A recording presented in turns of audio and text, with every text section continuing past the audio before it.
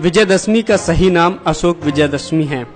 जी हाँ, सही सुना आपने, क्योंकि महान सम्राट अशोक के कलिंग युद्ध में विजयी होने के 10वें दिन मनाए जाने के कारण इसे अशोक विजयदशमी कहते हैं। इसी दिन सम्राट अशोक ने बौद्ध धर्म की दीक्षा ली थी। विजयदशमी बौद्धों का पवित्र त्योहार है। ऐतिहासिक सत्यता है कि महाराजा अशोक ने कलिंग युद्ध के बाद हिंसा का मार्ग त्याग करके बुद्ध धर्म अपनाने की घोषणा कर दी थी। बौद्ध बन जाने पर वो बौद्ध स्थलों की यात्राओं पर गए।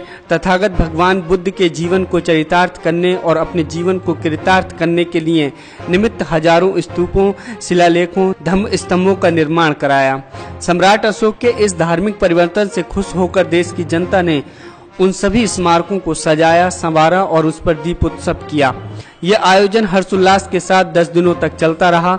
10वें दिन सम्राट अशोक ने राज परिवार के साथ पूज्य भंते मोगिगिल लिपुत तिस्से से धम्म दीक्षा ग्रहण की। धम्म दीक्षा के बाद सम्राट अशोक ने प्रतिज्ञा ली कि आज के बाद वो शास्त्रों से नहीं बल्कि शांति और अहिंसा से प्राणी मात्र के दिलों पर विजय प्राप्त करेंगे। इसीलिए संपूर्ण बौद्ध जगत इसे अशोक विजयदशमी के रूप में मनाता है। लेकिन कहा जाता है कि ब्राह्मणों ने इसे काल्पनिक राम और रावण की विजय बताकर बहुजनों के इस महत्वपूर्ण त्योहार पर कब्जा कर लिया। जहां तक दशहरे की बात है तो इससे जुड़ा तथ्य ये है कि चंद्रगुप्त मौर्य से लेकर मौर्य साम्राज्य के अंतिम सम्राट बृहद्रथ मौर्य की उनके सेनापति पुष्यमित्र शुंग ने हत्या कर दी और शुंग वंश की स्थापना की। पुष्यमित्र शुंग ब्राह्मण था। इस समाज ने इस दिन बहुत बड़ा उत्सव मनाया। उस साल ये अशोक विजयदशमी का ही दिन था।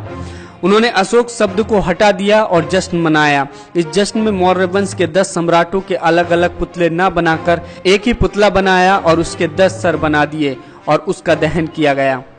आपको बता दें, 2500 साल के सम्राट अशोक की विरासत से जोड़ते हुए 14 अक्टूबर 1956 को अशोक विजयदशमी के दिन ही बाबा साहेब डॉक्टर अंबेडकर ने 5 लाख लोगों के साथ बौद्ध धर्म की दीक्षा ली थी।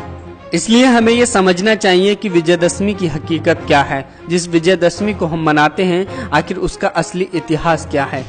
Bureau report, national India news.